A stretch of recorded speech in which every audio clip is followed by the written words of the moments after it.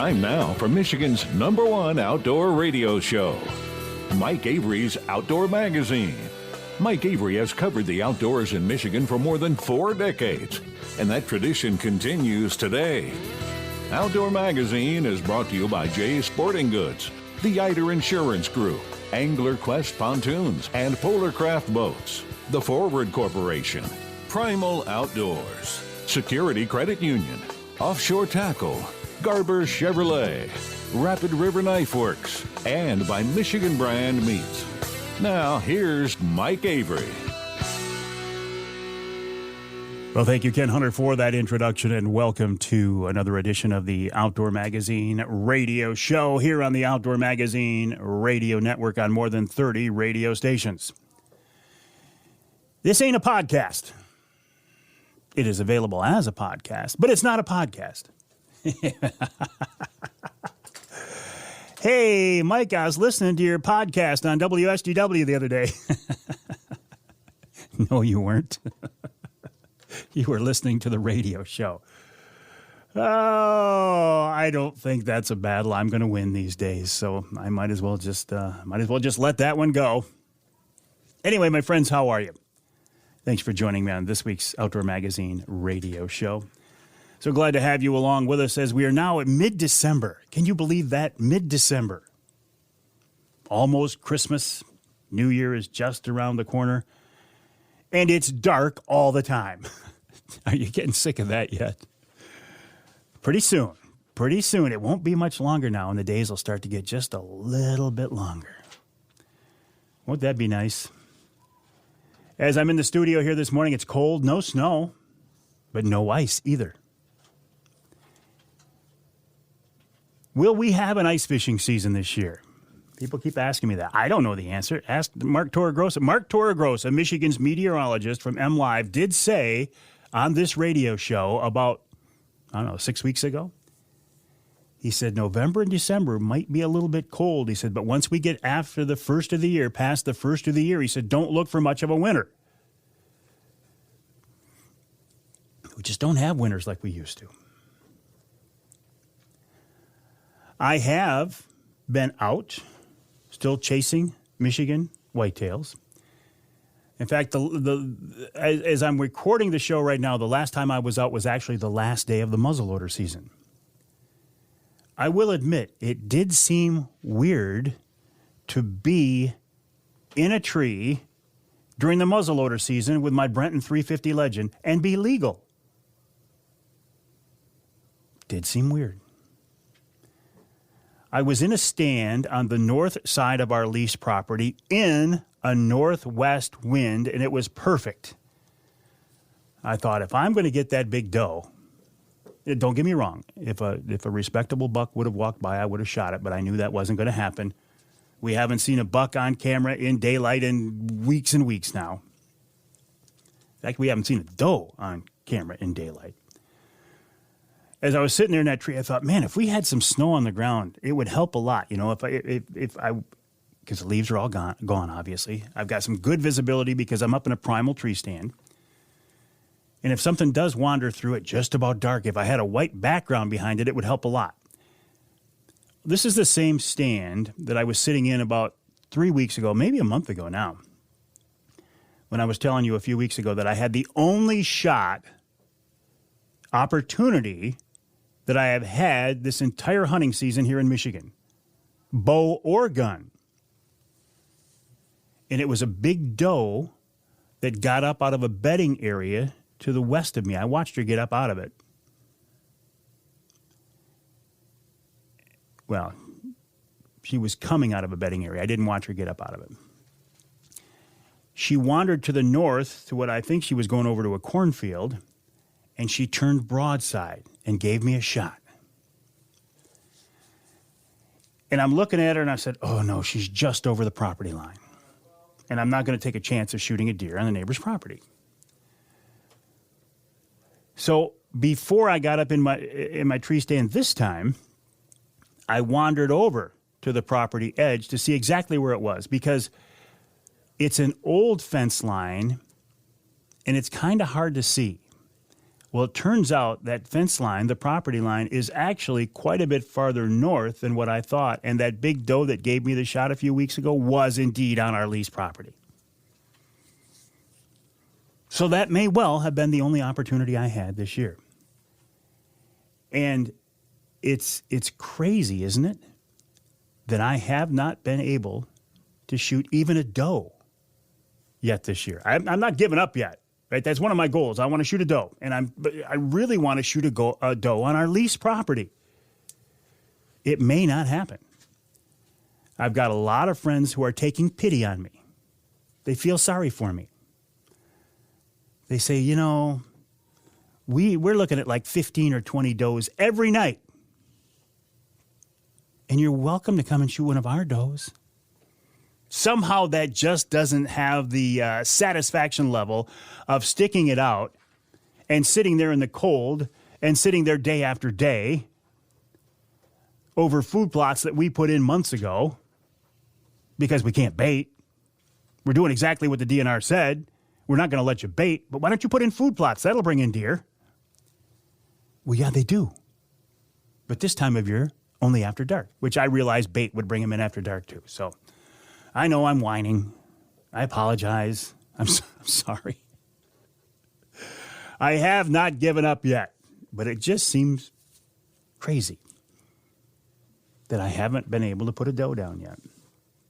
I'm going to keep working at it. I am. I really am. We had I haven't had a chance to talk to you since our Wednesday night live at the Lumberjack restaurant. It was a wonderful event. Thank you so much to the Forward Corporation, to Emil Rousseau, to all of the people there at the Lumberjack who worked so hard to put that event on. We sold it out. It was an overflow crowd, and it was absolutely great. It was so much fun. We had folks there from Wreck Broadheads. We had folks there from Michigan Brand Meats. We had folks there from Darton Archery. We had Matt Smith Outdoors was there. Killer Food Plots was there. Jay's Sporting Goods gave us gift cards to give away. Rocky Mountain Elk Foundation was there. Lumberjack gave us gift cards. It was great. It was great. The next one we have planned is for the end of March. We don't have a date set on that. I will let you know, but it will be the end of March because we don't want to do anything in early March because that will conflict with our Trinity Monitor Wild Game Dinner and Auction. Tickets for that will start to go on sale here in just a few weeks. I will certainly let you know more about that. Okay. I've been talking the last couple of weeks about a problem we've had with our satellite distribution company. It's called Westwood One, by the way. Westwood One used to be a real player in the radio business. Used to be a very well-respected company. Used to be the source for getting your radio shows out on satellite. Well, apparently Westwood One is on the verge of collapse, and they just don't care about their customers.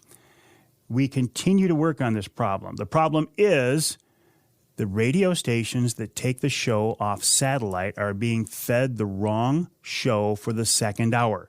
It's not the radio station's fault.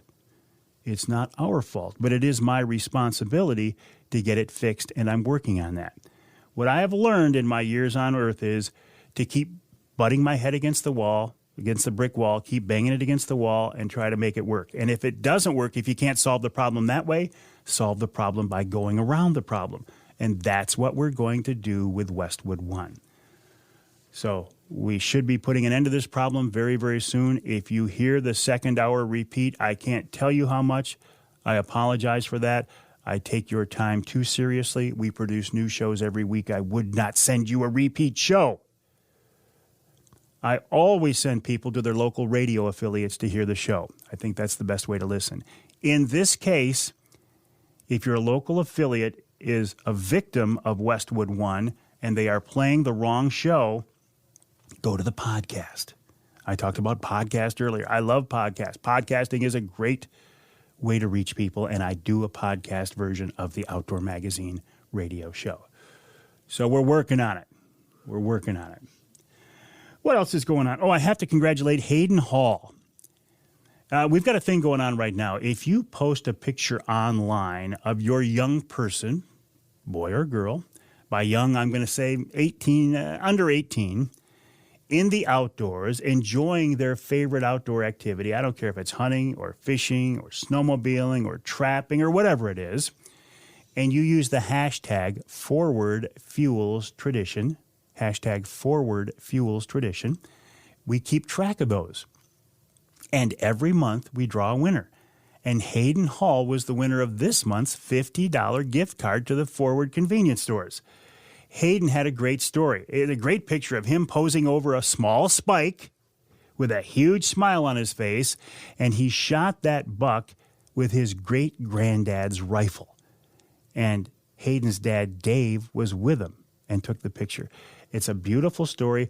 It's a great example of this tradition of hunting and fishing and shooting and trapping, and we want to celebrate that. Post your pictures with hashtag #ForwardFuelsTradition. Coming up on this week's Outdoor Magazine radio show. After the break here, we're going to check in with Darryl Godin. Darryl is a friend of mine from White River, Ontario, Canada. He does wolf hunts. There are so many people in Michigan who want a chance to hunt a wolf. Well, you have to go to Ontario now to do that. Also, Chris Lutz, a Michigan hunter, did just that. He shot a wolf while hunting with Darryl. We'll talk with Chris. And then Ben Nielsen of Showspan wraps up the first hour talking about the fishing show coming up shortly after the first of the year. That's just around the corner. In our second hour, Tom Simmon on using high-powered air guns for hunting. Nick DeShano of Offshore Tackle, and Nick Grillo of Michigan Brand Meats. And in our third hour, Gary Morgan of Wild Game Dynasty talks about hunting and trapping bobcats. And we'll wrap it all up with wild game chef extraordinaire Dixie Dave Miner. It's a busy show this week. I'm so glad you're with us right here on Outdoor Magazine.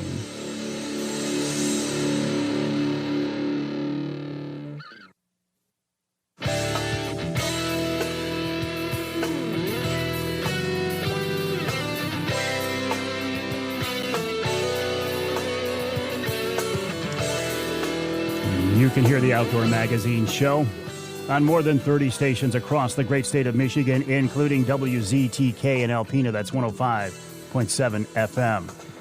You can hear us in Port Huron, WPHM, 1380 AM. And you can hear us north of the bridge in Newberry, WNBY, 1450 AM. This segment of Outdoor Magazine is brought to you by Linwood Beach Marina and Campground. Linwood Beach can be your year-round Saginaw Bay fishing destination and your mid-Michigan Angler Quest headquarters. For more info, linwoodbeachmarina.com, online, linwoodbeachmarina.com. All right, there are a lot of people here in Michigan who would love to be wolf hunting, but we can't do it. The feds won't let us do it. It's not the DNR's fault. It's the feds' fault, and it's the anti-hunters' fault.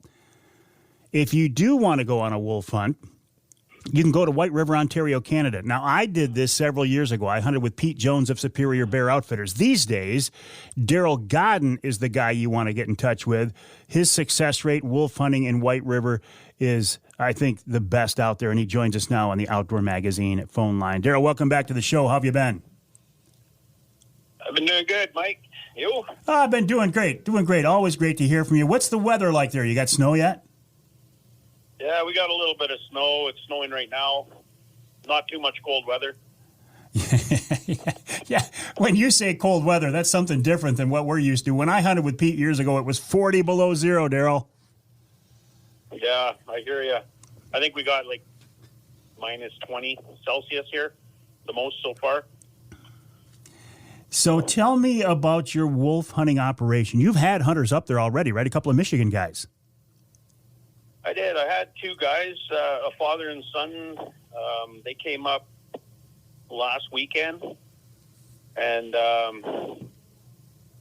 think they were a little on the skeptical side of what they were to expect. But so the Saturday morning when I was bringing the young guy out with me to get him set up, and the one bait that I'm on is right beside a highway, our major highway, and I told him, I said, we'll just stop here. We'll wait for traffic to go by, and we'll make our way into the blind.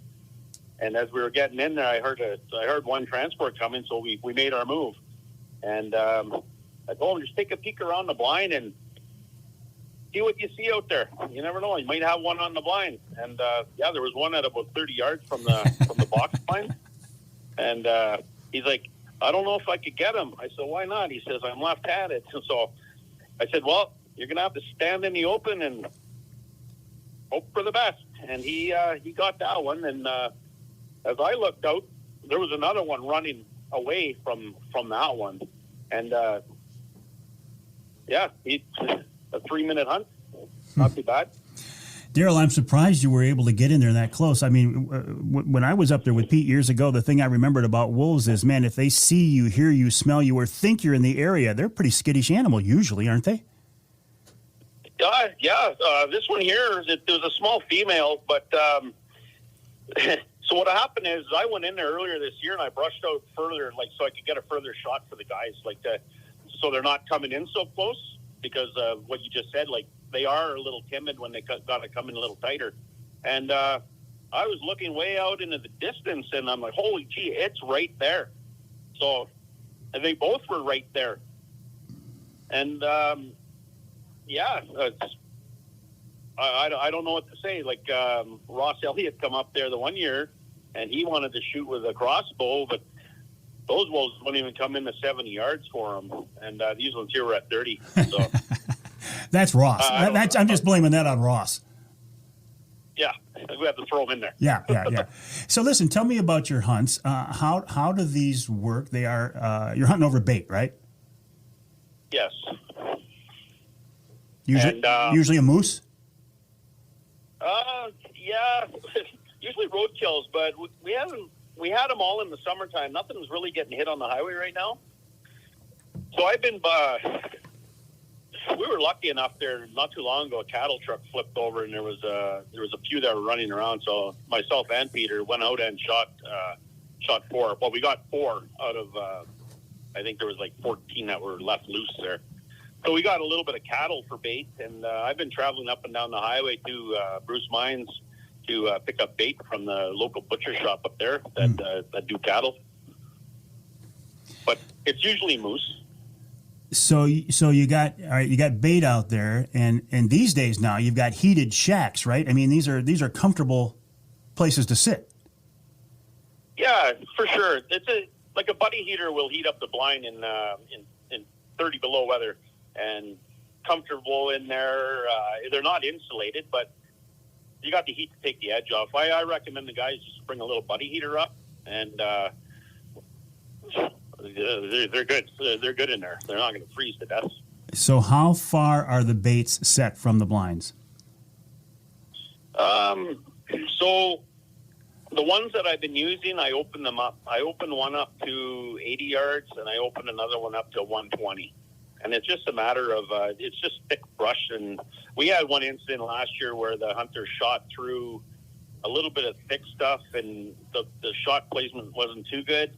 But we ended up finding the wolf about 4 days later, still alive, had to put it down. And so I opened up those blinds up a little bit more, just to give the opportunity for the wolf to actually come out and give them a shot. Like there was the father that came up this time, had a black one come out at about 120 yards, but just stayed on the side of the bush line. So we waited. They were patient, and eventually turned out to get a half decent male out of that one blind. Darryl, people always ask me why hunt a wolf, because you're not going to eat him. What I'm a fan. I'm in support of wolf hunting, but why do you guys do it? What's the reason? Well, the reason for us, it's they take out the moose population. We did have deer up here. We don't really see any deer anymore. We don't really have the coyote population to deal with the deer out in the, like our deer or our coyote population is closer to town. We don't have any deer. We don't have anything around town. The wolves are the guys that are outside town doing all the hunting. And I think they killed off the deer, and a lot of the moose hunting I do, I see a lot of cows without calves. So they're taking a beating on the moose population for sure. Darryl, we're getting a little bit of a bad sell on you. I don't know if you moved on us or what, but if you could maybe try to move around a little bit, maybe we can get a little bit better connection if that'll work for you. So what should a hunter expect? You said these Michigan guys were a little bit skeptical. I know you as a guy who's got a pretty good record of putting hunters on on wolves? What should a hunter expect? Well, the hunters should expect to just be patient. You got to be patient with these things. They're not going to come in like a bear and just come and eat on a certain time. If they got their own thing going on, they're not even going to come to the bait. So I offer a 5 to 7 day hunt, just to give them time to come in, do their thing, and just be patient with them. I hope they just don't expect the wolves just to be there all the time. Like a few years ago when Travis and Todd came up, baits, they were the first guys up. Those baits were baited, like, I try to get out there every 3 to 6 days, giving them bait, just to keep them around, because I know the guys are coming up. Mm-hmm. Wolves are there, just got to be patient. You can't guarantee a hunter's going to see a wolf, of course, but your success rate is pretty high. It is. There's a few times where the guy's seen them and just never had a chance to take a shot. Like being moved out of the way at night, have to go there in the morning, put it back. That's why I was trying to just open up the shooting field, like a little bit bigger, just so if they do drag the bait away for 20 feet, at least you might be able to still see that bait when you get there in the morning, instead of coming in and having to move it back. And it's not. These aren't guaranteed animals, not by any means. What about the process of getting a wolf back across the border? Is that a hassle? Well, it has been, because now we have to have the guys apply for the Southeast permit through Canada, get it mailed back to them, fill it all out. And I think the process now is all online, so which isn't too bad. But last year it was apply or request one, they send it, you fill it out, you send it back. If you made a mistake, it was like a 30-day process. Ah. I'd like to do is I got Avery stuff. So if the permits do not come in time, so be it. Come up and hunt, freeze it, and if there's a kill, I could, like once everything's tagged and everything, that's not a problem. Get the permits in place, and I could drive them to the Sioux. It's not a problem. We'll meet up in the Sault Ste. Marie, Canada, and get to the M&R and fill out the rest of the paperwork and bring it home. All right, so here's the big question. People ask me this every year. Say, Avery, I know you got a buddy in White River. Do you have openings? Can you take hunters this year? I can take a few. I had a few cancel out, so yeah, for sure. I do have a calendar I was just going through, just try to make sure everything works out, and just to give the guys an option to get their permits in place, so we don't have to go through that process of traveling all over the highways just to get a wolf back home. I don't believe you have a website, Darryl. I think the best way, if you agree, if somebody wants to do a wolf hunt with you, they should send me an email and I'll put them in touch with you. Does that work for you? Yeah, for sure. I'm on Facebook too. You are? Okay. Be up there. I had one guy be there a couple nights ago. Are you the guy Mike Avery's talking about? I said, yeah, I am. Yeah, that's me. He went through looking. So, yeah. All right, Darryl, listen, I'm going to let you go. Our cell signal's a little bit squirrely. I'm going to let you go, though. I would encourage people to get in touch with you or in touch with me, and I'll send him your direction. First-class guy, first-class operation, a lot of fun. Thanks, Darryl. Okay, thanks, Mike. All right, Appreciate it. All right, talk to you later. That's Darryl Godin, a White River, Ontario wolf hunting guide there. My email, if you want to get in touch with Darryl, try to find him on Facebook, Darryl Godin, Godin, or send me an email to Mike at MikeAveryOutdoors.com. That's Mike at MikeAveryOutdoors.com. And I will give you Darryl's number. It's quite an experience, I'm telling you. I was up there twice. The first time up there, I had a small female. I was hunting with a crossbow, had a small female within range. Decided not to take her because she was a little bit scruffy. Didn't see another animal on that hunt. Had to come back a second time and was rewarded with a beautiful wolf. It's quite an experience. It's not I guess it can be an easy hunt, but you better prepare to be cold and you better be prepared to wait for a while. And that's what Chris Lutz did, Michigan hunter that Darryl was talking about, and we'll talk with him after the break here on Outdoor Magazine.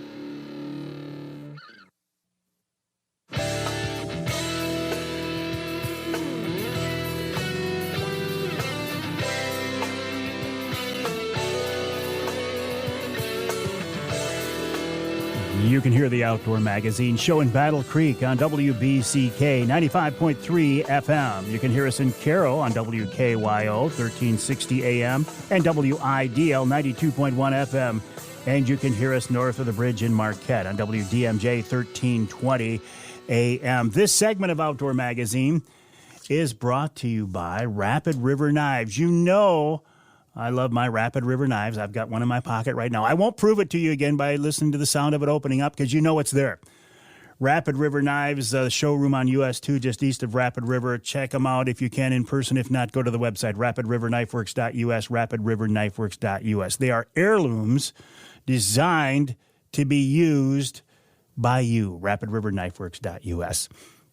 All right, so I was talking with Darryl Godin in the previous segment about his Ontario wolf hunts, White River, Ontario. If you're looking for a wolf hunt, I highly recommend Darryl. I have been on a wolf hunt out there. It's a riot. Darryl was talking about Michigan hunter Chris Lutz, who was just up there. And Chris is with us now on the Outdoor Magazine phone line. Chris, welcome to the show, and congrats on that beautiful animal. Thanks, Mike. So tell me about the hunt. Darryl said it was kind of fast. Yeah, this was a pretty quick one. So we were up to see Darryl. This was kind of a bucket list hunt for my father. So it was an amazing father-son trip. We got up there on a Friday evening, got settled in a house we rented. Darryl, very hospitable the whole time we were there, visited with us and prefaced us for the next day's hunt. Met us Saturday morning, and we traveled out to the sets he had. My father waited in a vehicle while Darryl got me set up another couple miles down the highway. The setting was in a highway blind, or highway stand, he called it, maybe 150 yards off a highway. And Darryl told me, we're going to walk in from behind the blind, not to cross the bait we're hunting over, but let's get walking in. But when I tell you, we're gonna pause and we're gonna wait for the sound cover of passing transits or semis. Very wisely of him, because halfway and we stopped, advanced when a truck came by. We came up on the back of the blind, not seeing kind of where the bait was or anything in front of the blind, because we were in heavy cover at this point. And Darryl says to me, okay, look around the blind and see if there's any wolves there. And sure enough, there was. So at this point, I'm carrying heaters and gear, and I need to set this down behind the blind, take the safety off my gun, and I waited for the next truck to go by, and I swing back around, and the wolves are walking right at us, about 30, 40 yards out, bow range, really. And so I take my shot as soon as the one turns broadside to me and drop it right there. That's gotta be the fastest wolf hunt on record. It is. I was teasing Darryl that he should have told me. I just would have wore jeans. I spent 2 weeks to get my wolf in 40 below temperatures one day, and you walk out there in 3 minutes and get your animal. That's very cool. Yeah, it was awesome. It was a little anticlimactic because it just happened so quick, but it was awesome. What was great about it was I was able to sit with Dad the rest of the hunt, and we got to hunt together the whole time. And he got his wolf. He did. Yeah, we were about 3.5 minutes for the first wolf and about 3.5 days for the second. Well, let me ask you. Darryl said he said he thought you guys maybe didn't, and I'm paraphrasing here, maybe didn't have the highest of expectations for this hunt. Did you go in? Were you optimistic, or were you saying, look, if we get a wolf, it's going to be a bonus? I think it was a bonus if we got one. We surely wanted to. I don't think my dad or I were willing to pass up one. Darryl kind of wisely doesn't want to promise anything. So he didn't necessarily advise us one way or the other. But we kind of told him if we saw animals, we were going to shoot. We weren't going to wait for some monster or some trophy. My dad's was a bit larger. We didn't weigh them. We weren't out to break records, so. No, they're both absolutely beautiful animals. You called it a bucket list hunt. Looking back on that, pretty cool then. Yeah, absolutely. I think we're already interested in doing it again. Well, that says it all right there. Hey, Chris, congrats on that. I always recommend people hunt with Darryl if you're looking for, like you say, a bucket list hunt, and you guys did it. So I appreciate your time. Congrats on a beautiful trophy. I have those pictures of the wolf you shot and your dad's on my Facebook page, and I would encourage people to check it out. Thanks for your time, Chris. Yeah, thanks so much. All right, have a good day. Chris Lutz, a successful Michigan wolf hunter there with Darryl Godin in White River, Ontario, Canada. Honestly, it is a bucket list. I mean, you're going. It can be an interesting hunt. You know, Chris said his bait was 150 yards off the freeway, the highway. I know that bait. I think it's probably the same one that I passed that small female on with a crossbow the first time out. But it's an interesting hunt. Darryl Godin on Facebook, or send me an email to mike@mikeaveryoutdoors.com. I will put you in touch with Darryl. Ben Nielsen after the break right here on Outdoor Magazine.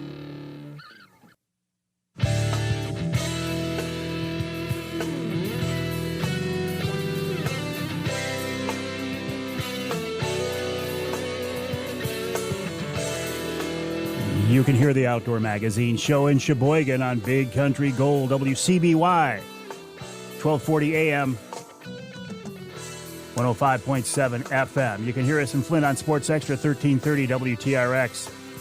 And you can hear us north of the bridge in the Sioux on News Talk 1400 WKNW. This segment of Outdoor Magazine brought to you by Killer Food Plots.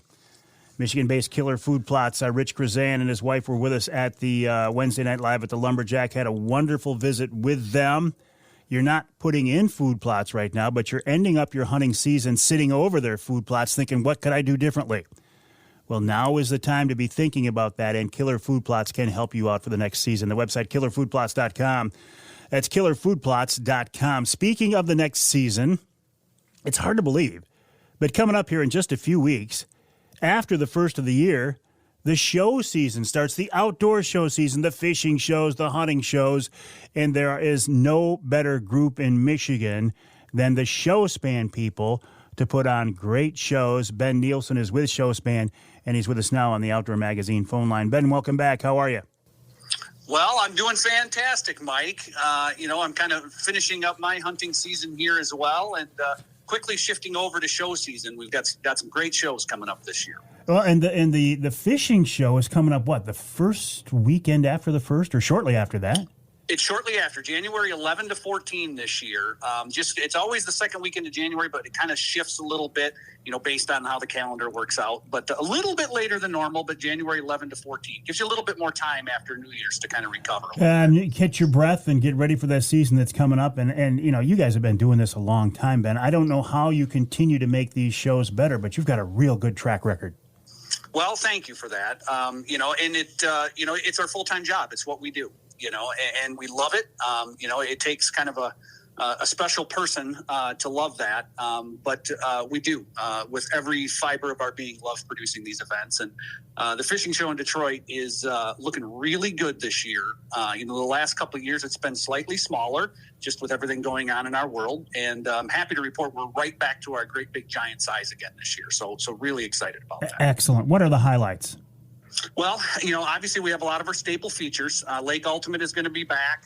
The Hog Trough, the Shanty Truckload Sale from Frank's Great Outdoors. We've got our Shore Lunch Fish Fry, the Trout Pond for the kids, virtual fishing simulators, lots of different things going on, obviously. And then obviously kind of the staple of the show are all of the seminars that we do. And we've got some great seminar speakers back again this year. Kevin Van Dam will be there on Thursday. Mark Zona is going to be there Friday, kind of on that bass side. On the walleye side, Mark Romanek, Mark Martin, Lance Valentine, all the great Michigan guys are going to be there doing seminars this year. Man, you bring in some big names. Well, we do, we're happy to be able to do that. And we've got long relationships with these guys. And they really do great presentations. I mean, you look at like a Kevin Van Dam, who obviously in the bass world is probably one of the biggest names that are out there. And he sits down and talks to you about Lake St. Clair and, a lot of the lakes that you might fish being around that show. So he kind of brings it back to Michigan, helps because he's from Michigan. Is this a buying show? Do we come in there looking to get deals on rods and reels and baits and such? Oh, boy, it certainly is. I kind of have this thing where, at the show every year I walk around and I kind of judge a show by how many bags I see in people's hands, fishing rods up in the air. This is a very strong buying show. And this year, it's going to be really, really good. These retailers have got a lot of stuff that they want to sell. So everybody's looking forward to the show, and there's going to be some great deals there. What about boats? Are there fishing boats at this show? Yes, absolutely. That's one of the biggest areas that we grew for this year. Obviously the last couple of years, it's been hard to find a fishing boat. There's been just such low inventory that's been out there, but that inventory's kind of come back in. Obviously we know that, there's some signs of the times where it's a little bit harder to buy a boat right now, but manufacturers are reacting to that. And so we're seeing rebate programs come back and prices going down, and they've got special deals. They can work with interest rates, all those different things. So the dealers have boats in stock right now. You're going to be able to see a lot of fishing boats this year. Well, and one of the cool things about a show like this is you can go in there and get a legitimate deal. I mean, you might be able to get your best price of the year on a particular boat during the show.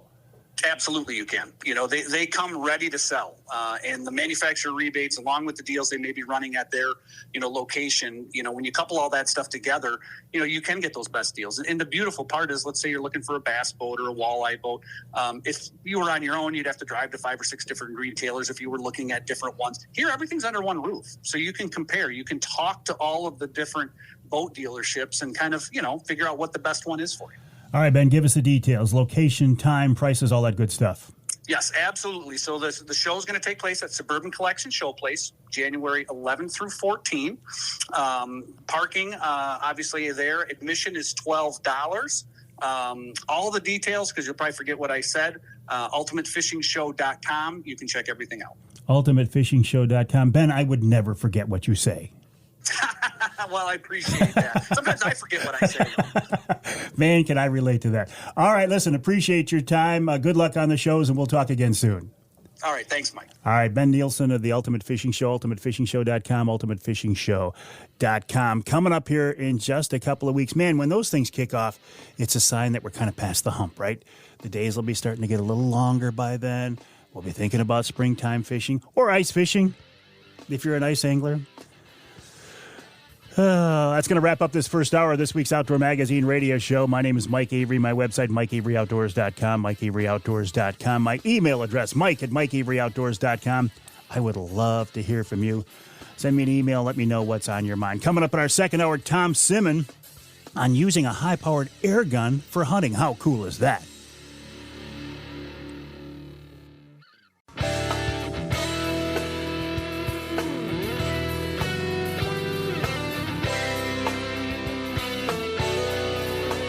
Time now for Michigan's #1 outdoor radio show, Mike Avery's Outdoor Magazine. Mike Avery has covered the outdoors in Michigan for more than 4 decades, and that tradition continues today.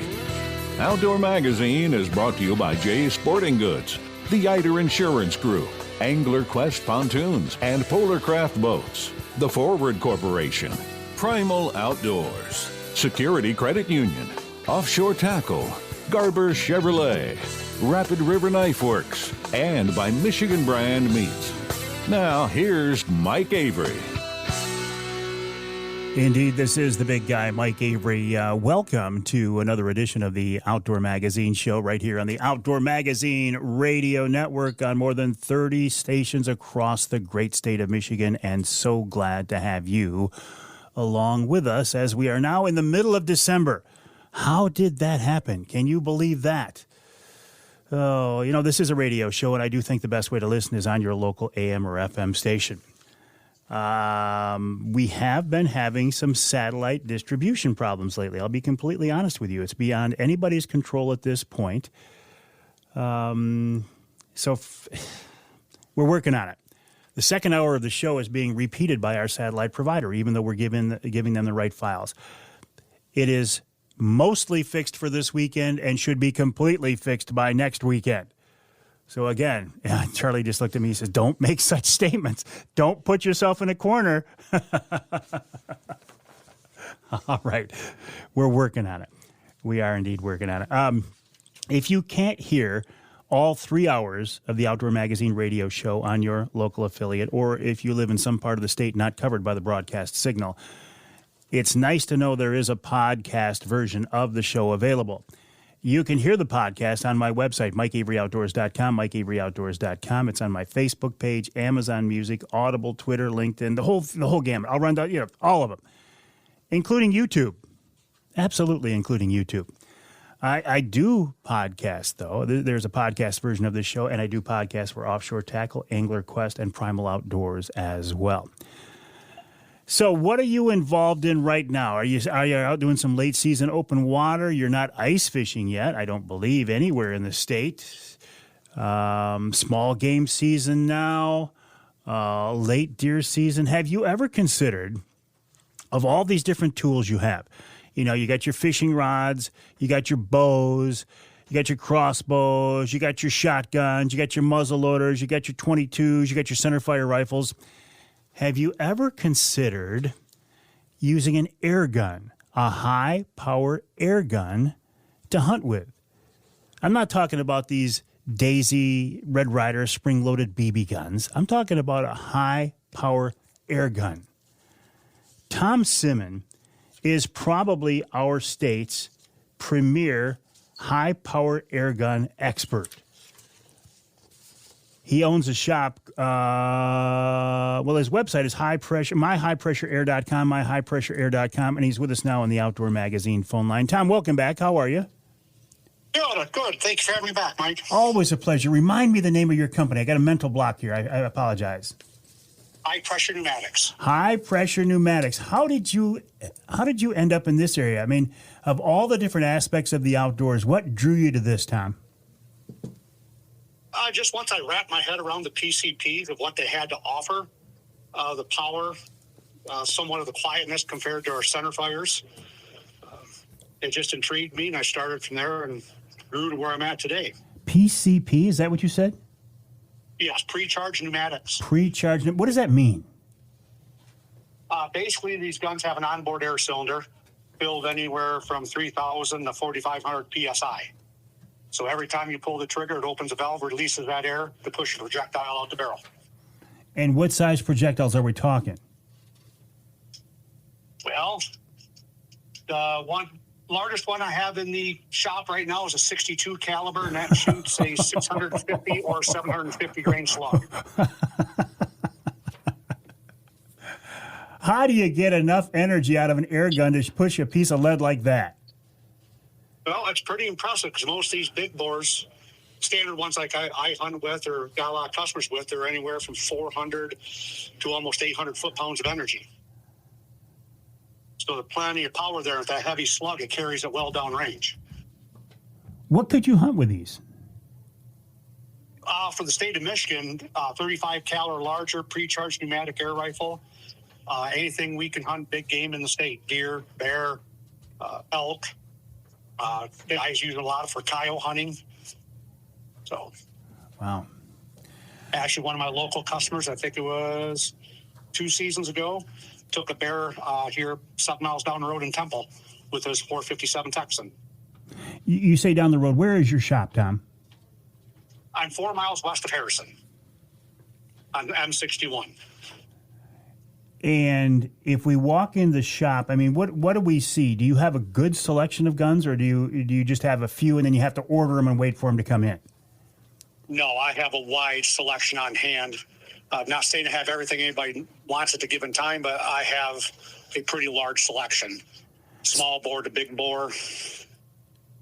So who are your customers? Are they primarily target shooters, or are they hunters, or both? It's both. I've got this year is probably my best year with big bore air guns. We've sold a lot of them this year. More people are getting interested in it. YouTube channels are firing up over it, so it just draws more people.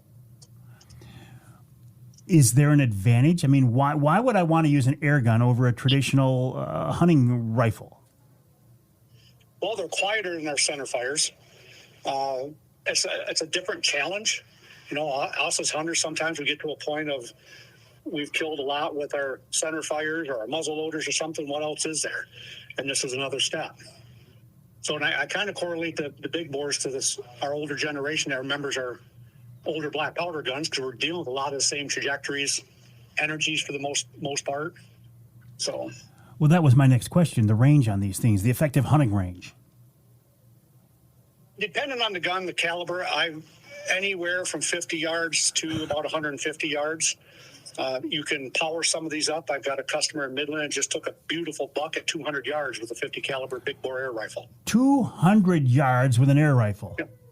And he's a very good shooter. He knows his gun. So it's not someone's going to come in the shop, buy one, go out and make that shot with it. It takes practice and knowing what you're doing. I saw a post online, speaking of coming into the shop, I saw one of your posts online, which, by the way, you guys do a great job with your Instagram pictures. Whoever's in charge of that, my congrats to them. But it was a post about somebody who bought a gun earlier, and they had a question. You brought them into the shop. You actually took them out on a range behind the shop and walked them through that. So it sounds to me like customer service is one of your strong points. Oh, lack of a better term, I try to pride myself on our customer service. We bend over backwards to do what we can to make sure everything works. The customer's happy. They know their gun. We just finished up a little shooting shed right outside the shop with 2 benches.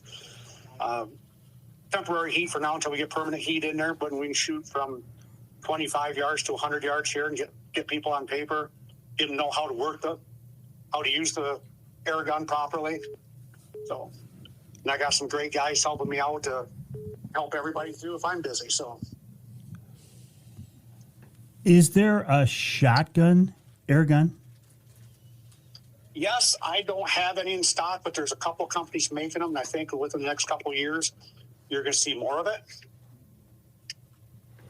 So when I think of air guns, I think of 177, maybe a 22 is a big one from my frame of reference. Do you carry the smaller guns like that? Yeah, I do have a couple 177s, but my primary in the smaller bores are 22 through 30 cals. So I know they're air charged, right? But we're not talking the old CO2 canisters. Help me wrap my brain around this. What do they look like? Well, on a bulk of these, you're going to have a 480 cc, 580 cc, so not quite a 2-liter bottle, plastic bottle. That's on the front or rear of the gun, and those will be filled anywhere from, on the carbon fibers, 3650 to 4500 psi. So the Texans, the big bores, use those. The tanks are on the back, your butt stock, for lack of a better term. Some of the air guns have them up front of the receiver.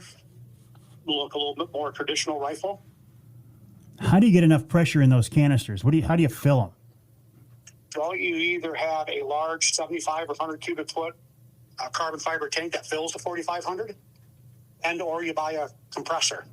And I've got compressors, personal compressors that will plug into the wall or hook up to your vehicle battery to recharge your gun, or you can step up to a larger one that will do tanks, guns, and everything you need to do. So how many shots are you going to get out of what I'll call a charge before you have to refill? Again, that depends a lot on the caliber and the gun. So you're going to be anywhere from 3 full power shots up to, some of them are going to be closer to 15 shots, depending on power level and gun. So they're fully functioning hunting guns. If you've got 3 shots at a minimum, you're good to go. Yeah. Yeah, there's some of the guys that will take the all-day sets and, hey, I might be able to get a couple more. They'll take a small tank or compressor out with them so they don't have to leave the blind and charge again and set all day and have multiple shots at different deer. So, and you've had your customers in the woods here in Michigan this past season using your air rifles. yes.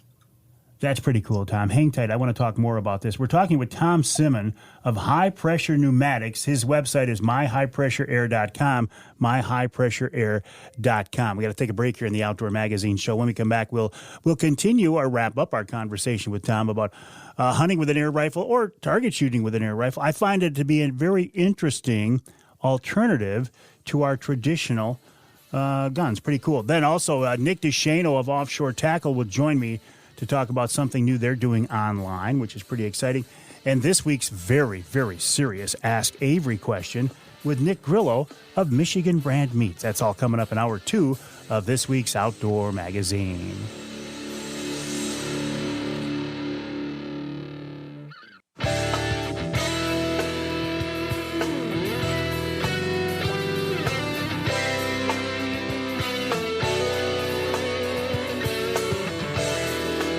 Welcome back to Outdoor Magazine. You can hear the show in Houghton Lake on the Twister 92.1 WTWS. You can hear us in, let's go to St. Joe, WSJM 94.9 FM. And you can hear us north of the bridge, way north of the bridge, Iron Mountain, WMIQ 1450 AM. This segment of Outdoor Magazine is brought to you by Matt Smith Outdoors Realtor. Matt is a longtime friend of mine. He is an expert. By the way, he was with us at our Wednesday night live at the Lumberjack. Matt, I appreciate that very much. Matt is a longtime friend of mine.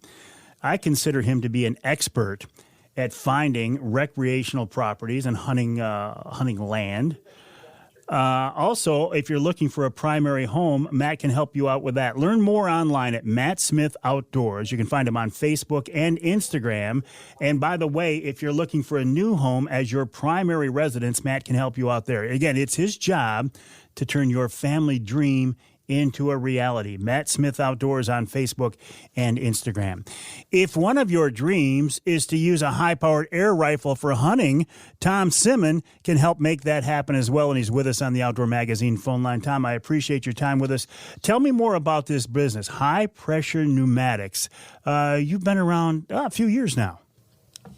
Yeah, going into 7 years. We opened July 2017. And what was the reaction at first? Were people skeptical, or is there a certain group out there who are committed to this and you had a built-in clientele right off the bat? A little bit of both. You've got a fair amount of people. PCPs have been around for years. It's actually PCP air rifle was used in the Lewis and Clark expedition of the Louisiana Purchase.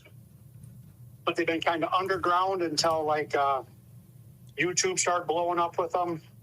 Of course, COVID with everybody home and watching, that really blew the market up. So then you still had your people skeptical. Oh, come on, it's just a BB gun.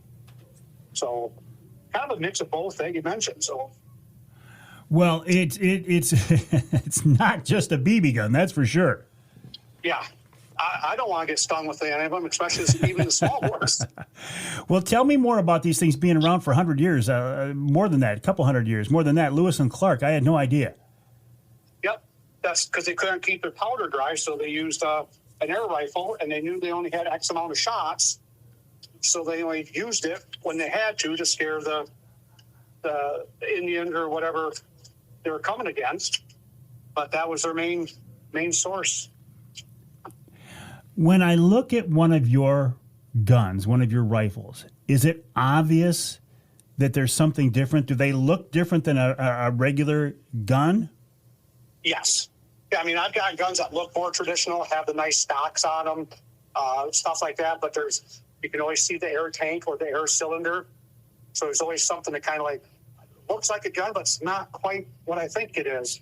So I got to be honest. I think the biggest appeal to me is the fact that you said they're quieter. yes, they are quiet. The small bores for sure. You really don't hear anything. They're pretty backyard friendly. They're enjoyable for the whole family, so you don't have a loud bang. You don't have the sharp recoil. You just don't have a lot of that stuff that we're used to that kind of turns some people off to it. So Maybe a great way to introduce a new shooter to the sport? yes, absolutely.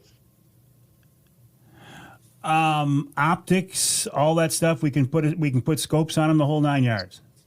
Oh, yeah. Yep, and you can use any scope. They don't have to be an air gun scope. You can use any scope you want. So the recoil it's a traditional recoil, though. It's the same type of recoil as a rifle. It's just not as harsh. Not as harsh. Again, the small bores, virtually no recoil. You watch everything happen in scope.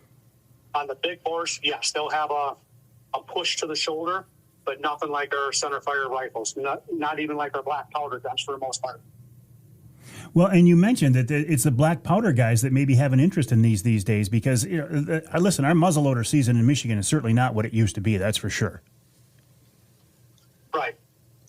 Yeah, and you can use these. You can't, depending on the area you're in, I think the southern section of Michigan, which is open to anything you want to shoot deer with this time of year, you can use air rifle.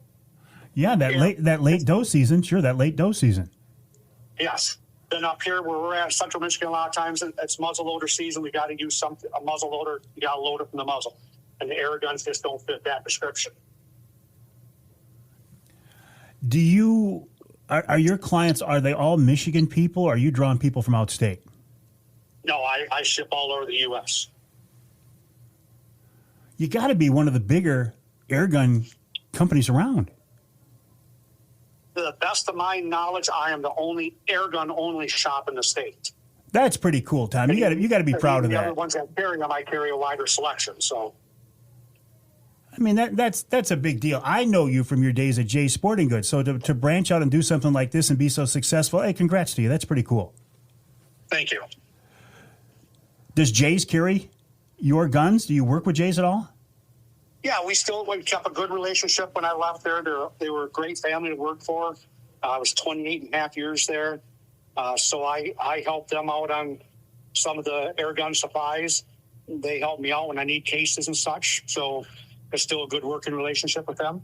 Excellent. I'm glad to hear that. If somebody thinks, you know what, this is kind of interesting, it's piqued my curiosity, I might want to get into this a little bit. What is a gun, a good gun to start out with to see if somebody likes this concept? There's a lot of decent price point guns. My kind of rule of thumb, I try to carry things that work well. If I bring a product in and it doesn't, there's a lot of customer service issues, warranty issues, things like that, I don't bring them back in. So mostly the guns I carry are proven. So start out, right around that $300, $350 mark for an air rifle. On PCP, I've got some smaller little handguns style that start around $250. Then all you need is an air source and pellets, and you're ready to go. So once you make that first initial purchase, it's just the cost of pellets after that. The pellets are standard, what you'd shoot in any air gun? Yeah. Yep. It's the air source, I think, that has me scratching my head. So if I don't have a compressor, I need to keep coming back to you or somebody like you to fill up my big tank, to fill up my tank Yes. on my gun, correct? Yes, I fill the big tanks. If you have a tank or a compressor, you can top your gun off. If you don't, then yeah, I can top the tank off, and I tell everybody bring your gun with you. I'll top your gun off the same time I do your tank. And so that's what gets a lot of people, because that first purchase when you need an air source, it's a little pricey. Yeah. But once you get that, like I say, once you get that in after that, it's a cost of pellets, lead. That's it. Is there a concern that you could overcharge one of these tanks and actually blow one of them up? It's very hard to do. They're like a lot of our tree stands and things like that. The ratings on them are under what they'll actually take. So to blow a carbon fiber tank up, you don't have a compressor big enough to fill it that far. You're going to blow it up. Yeah, you'd have to be really screwing up and intentionally try to do something stupid to make that happen then. Correct. Yep. What about air gun leagues? Is there such a thing? Do you guys shoot leagues at your place? Anything like that? It's April through September. We put on at the Harrison Sportsman's Club a 50-yard bench rest match, a 100-yard bench rest match. Isabella County does a 50-yard bench rest, and once a month they do an egg shoot, 100-yard egg shoot. There's other clubs starting to open up more and more to the air gun side of it.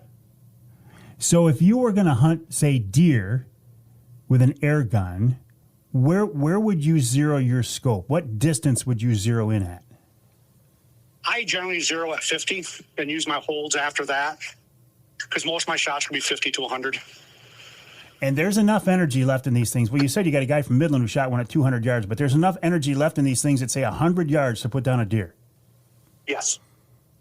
I think that is so cool. That is so very, very, very impressive, Tom. What have you taken hunting with these things? Actually, I haven't been able to get out to hunt. I've been so busy, I don't get to hunt anymore. I call my customer stories now. You're like the plumber who's got leaky pipes at home because he's so busy helping other people. Correct. Well, what about time for Christmas? Can we get into you and get one of these guns by Christmas time? I have a very good inventory right now as of today. As of today. Yeah, don't wait, though. High Pressure Pneumatics is the company name. Where are you at again, Tom? I'm 4 miles west of Harrison on M61. myhighpressureair.com, myhighpressureair.com. Yep. All right, Tom, always a pleasure. Good luck, and we'll talk again. All right, thank you much. Appreciate it, Mike. Thank you. Tom Simmon of My High Pressure Air, myhighpressureair.com. I think it's a very cool option, right? You can never have, I don't want to say it's a toy because these things aren't toys, and I don't want to talk about our hunting and fishing gear as toys because whenever you start talking about something that can potentially do harm, something that is, I scared you, didn't I, Charlie?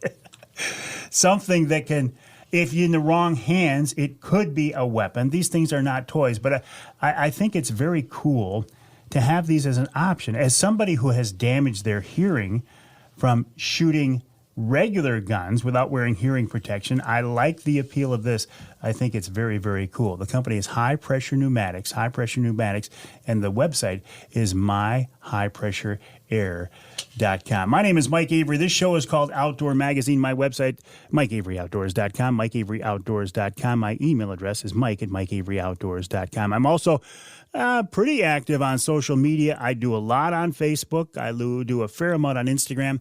And my live streams are available every week on YouTube as well as Facebook and such. All of them are called Mike Avery Outdoors, Mike Avery Outdoors. Every Wednesday morning at 8:45, I do a Behind the Mic segment here in the Outdoor Magazine studio. You get a chance to see what we're working with, what we're dealing with. It's a preview of this week's show. I also, during that live stream, I record the first segment of this each week's show live, so you can see that as well. And then every Wednesday night at 7 o'clock, year-round, we do these all the time, a Wednesday night live. Most of the time, these Wednesday night lives are from my home studio. It gives us a chance to shoot the breeze, talk about the issues of the day. You can send me questions. You can post them right there on the live stream. It's a live interaction type thing. I love the radio show, but the radio show is pretty one-sided. It's me or me and my guests. On the live streams, on the Behind the Mic segments and the Wednesday night lives, it's our chance to almost like having a face-to-face conversation, but we're not face-to-face. We're using modern technology to have a conversation about the outdoors, answer your questions, talk about things. They are a lot of fun. Wednesday Night Live and Behind the Mic. We'll take a break here in the Outdoor Magazine show. When we come back, Nick DeShano of Offshore Tackle. Offshore Tackle, your leaders in trolling technology. They're using technology in a new way, an interesting way to help get the message out. And then this week's very, very serious Ask Avery question with Nick Grillo of Michigan Brand Meats.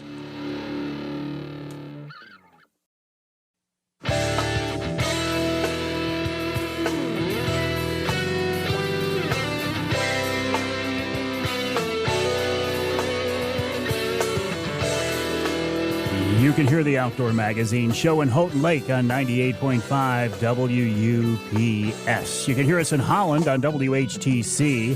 That's 1450 AM, 99.7 FM. And you can hear us north of the bridge in Escanaba on WCHT, 600 AM, 93.5 FM.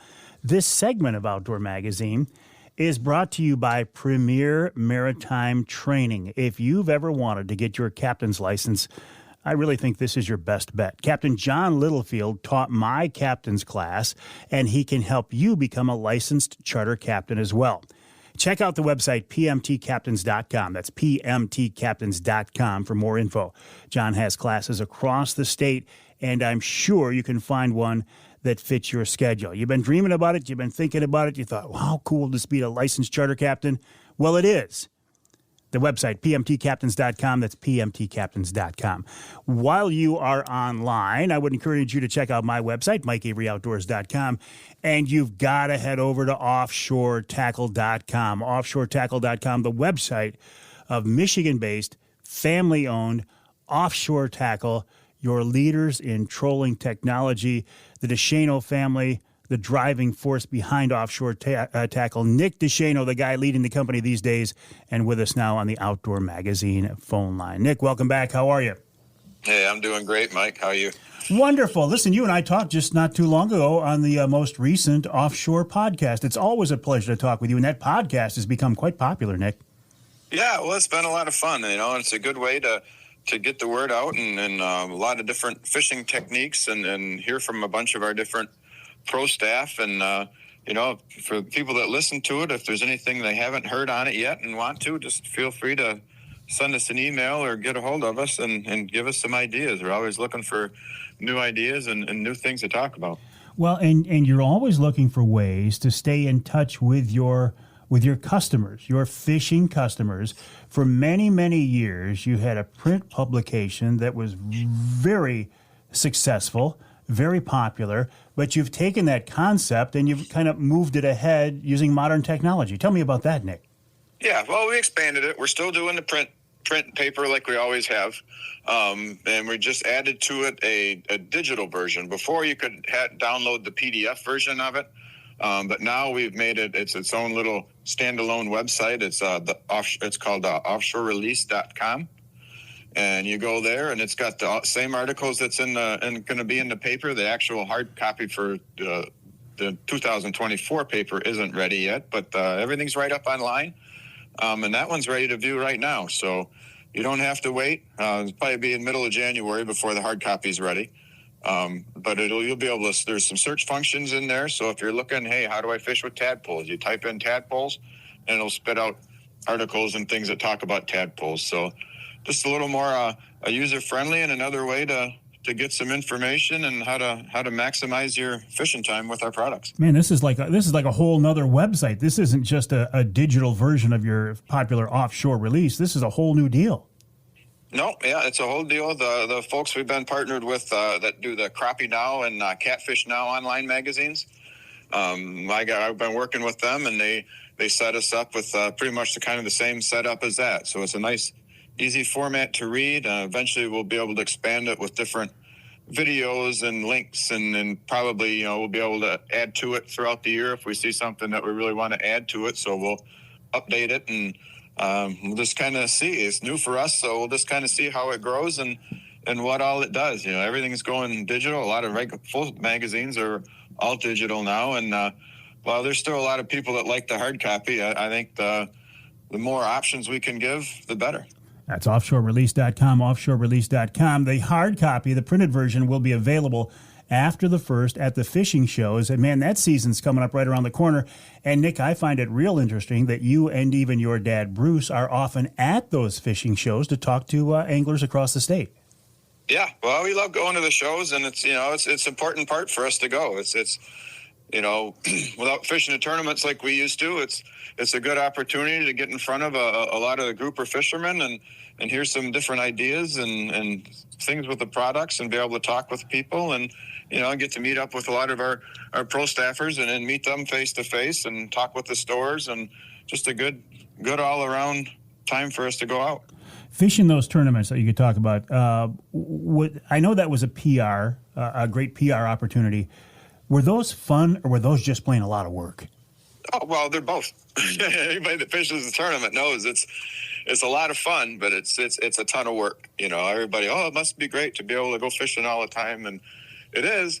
But there's a lot of times when it's nasty and cold and rough, and you don't want to be out there, but you got to be out there. But I wouldn't trade it for anything, and especially being able to spend that time, you know, with my dad growing up, and pretty much from 16 to 25 or so, we were fishing Michigan Walleye Tour, and he was hard on the PWT circuit. So it was fun, and you learn so much more fishing tournaments. You know, it's fun fishing. Is just going out is fun. It's just not quite the same as when you're fishing a tournament. You're a lot more serious. You're thinking a lot more. At least I am. You know, you're thinking a lot more. I go out and just hanging out with friends on the boat. I really don't care if I catch a fish. I mean, I try as hard as I can. But, you know, I'm just out there to enjoy the company and have a good time out on the water where, you know, tournaments, there's that, but you're really wanting to do as good as you can. So it's a whole other dynamic, and it's a lot of fun. Well, Nick, I'm glad you've come out with this new digital version of the Offshore Release, offshorerelease.com, offshorerelease.com, and I'll send people to your website, offshoretackle.com, offshoretackle.com, and check out the most recent Offshore Tackle podcast where I'm talking with Nick DeShano. Nick, always a pleasure. We'll talk again soon. All right. Thanks, Mike. Appreciate it. We'll take a break here in the Outdoor Magazine show. When we come back, we'll wrap up this hour with a very hard-hitting question in the Ask Avery segment. You'll find out what it is after the break.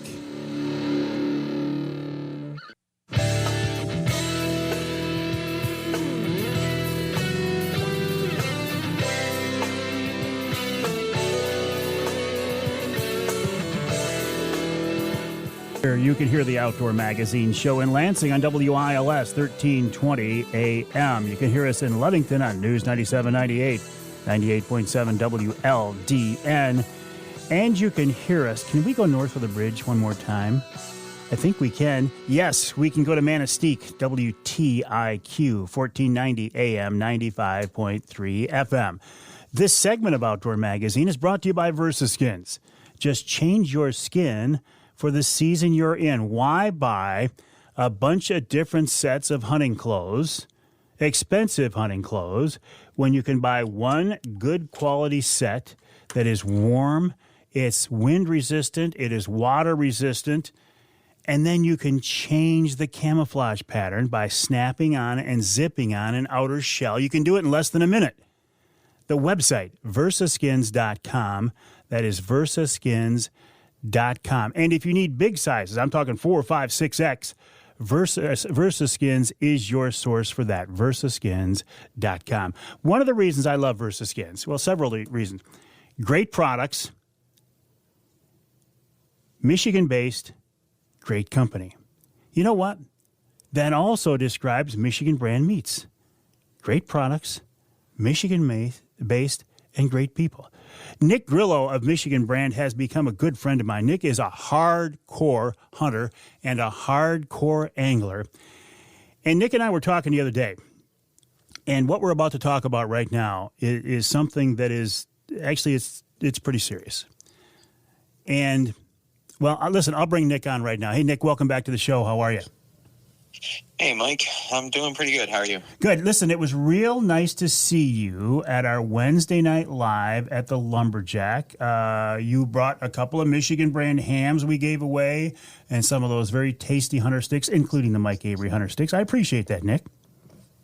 Yep, that was a real fun night. I always love those Wednesday night lives, and even better when we can do it in person. Oh, it's a lot of fun. And one of the things I heard that night as we were sitting there around there, and this is a very serious question here, is people were said to me, Avery, you're always talking about these Michigan brand hams, and these things are so good, but how do we cook them up? And I'm thinking, you know what, Nick? That should be the topic of this week's Ask Avery segment.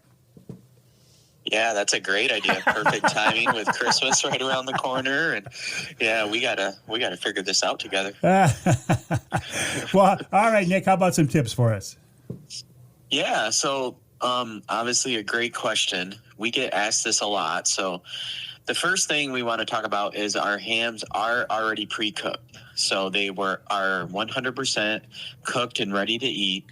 You do not have to even cook them at home, warm them up if you don't want to. You could slice them, eat them right off the bone, eat them cold, make ham sandwiches. They're 100% ready to go. So that's the first question answered, is they're already pre-cooked.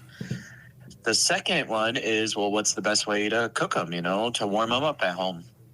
Well, let's talk about how my family's been doing it for years and years. So one of the best tricks is not to dry it out. And some people just throw it in the oven. They crank it up to 350, 400 and leave it in there for an hour. That's fine, but the problem is it dries out the ham. So we love to put it in an oven bag, and we put some maple syrup in there, some orange juice, a little bit of brown sugar, and we almost create like a sauce, like a gel sauce, and we pour that over the ham, put it in that oven bag, and we just warm it up for about an hour, put it on like 250 to 300 at the most.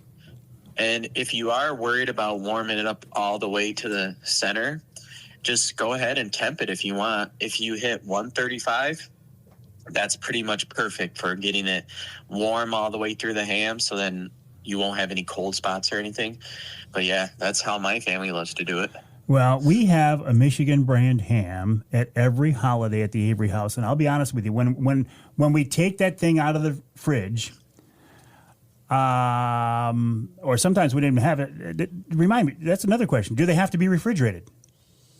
Yes, they do. So that's a very good point. Yep, they do. All right. So when we take it out of the fridge, I am often guilty of just slicing a little piece off and munching on it then, just to make sure it's up to snuff, before we even put it in the oven. So.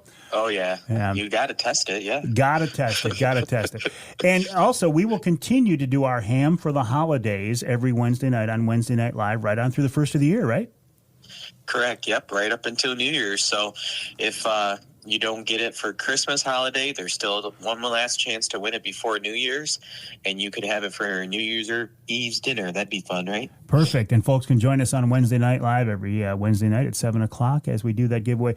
And thank you, Nick Grillo of Michigan Brand, MichiganBrand.net, MichiganBrand.net, for joining me this week to answer this earth-shattering, very, very important question on this week's Ask Avery segment. Thanks, Nick. I appreciate that.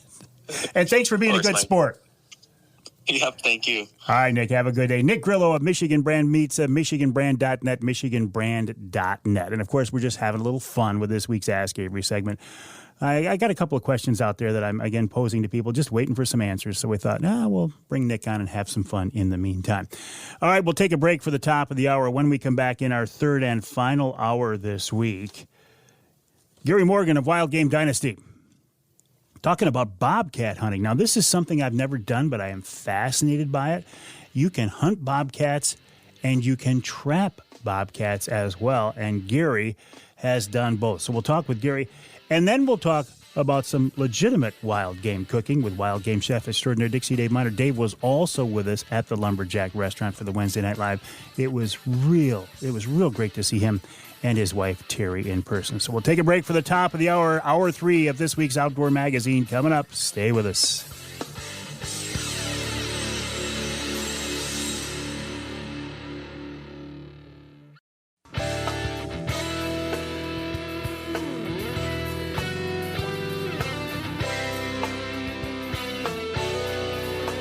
Time now for Michigan's #1 outdoor radio show, Mike Avery's Outdoor Magazine. Mike Avery has covered the outdoors in Michigan for more than 4 decades, and that tradition continues today. Outdoor Magazine is brought to you by Jay's Sporting Goods, the Eider Insurance Group, Angler Quest Pontoons and Polar Craft Boats, the Forward Corporation, Primal Outdoors, Security Credit Union, Offshore Tackle, Garber Chevrolet, Rapid River Knife Works, and by Michigan Brand Meats. Now, here's Mike Avery. Well, thank you, Ken Hunter, for that introduction, and welcome to hour number 3 of this week's Outdoor Magazine radio show here on the Outdoor Magazine radio network on more than 30 radio stations across the great state of Michigan. What is this show about? In my mind, this show is about a few things.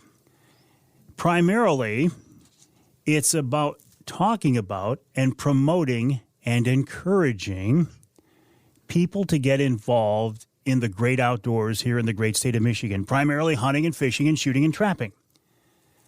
I think this is part of our state's collective history, our state's mindset. For me, from a purely personal perspective, it is a big part of my family's history and tradition.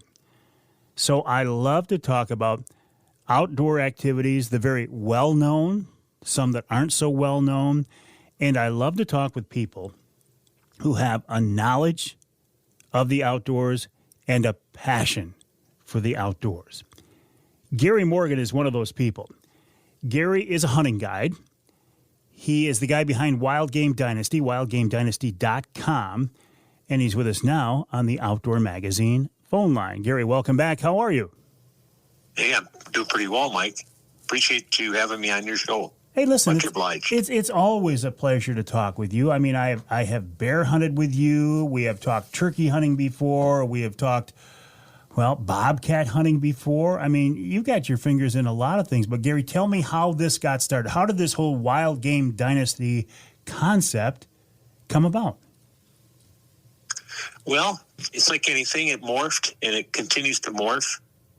And without having really a roadmap, it's a roadmap that I think I kind of created on my own, and with the help of some people, as well as yourself, and helping get the cat out of the bag, so to speak. It was it kind of went in that direction, and we really appreciate the tenure that we've experienced, and it's been over 10 years. 10 years now, wow! It's been a great run, and I have enjoyed every minute of it. Really, there's been some ups and downs, but even the downs, when you're hunting outside or spending your time outside taking care of hunters and fishermen, how can it be anything but wonderful? Well, I know you guide bear hunters. I know you guide turkey hunters. I know you guide deer hunters. What's your favorite of those? A bear. You know, I've heard you talk about how much it's almost like an addictive thing, hunting or baiting or whatever it might be. We found that with bear as well, and it's taken off. But I don't know, something about the predator in them. But maybe a close second are going to be. It's a shorter season in some regards, but we found a new love with bobcats. So it's that time of year. It's getting close anyway. So we look forward to going back out into the predator situation and in quest of the bobcat for people. Well, tell me more about that. So is it bobcat hunting or is it trapping? Well, right now in the Lower Peninsula, and it just opened up, just not too long ago, just, last week, we'll say.